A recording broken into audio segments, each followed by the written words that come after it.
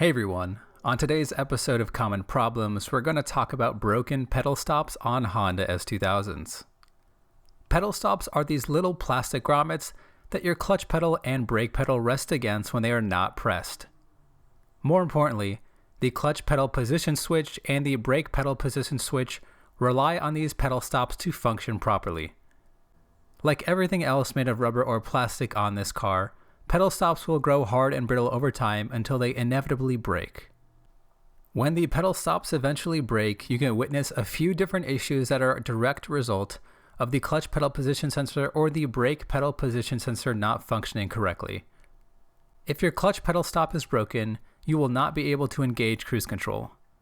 The clutch pedal position sensor will be fully extended and will cause your ECU to think that the clutch pedal is being pressed at all times. If your brake pedal stop is broken, you will not be able to engage cruise control and your brake lights will stay on until your battery dies.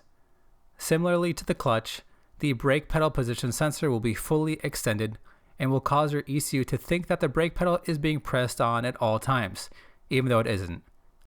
If you've discovered that one of your pedal stops is missing, you can pick up a replacement set of 2 for $8 shipped. Installation is really straightforward.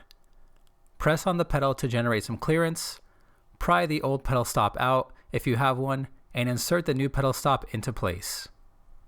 If you enjoyed this video, hit that subscribe button and leave a comment down below for any DIY you'd like to see in the future.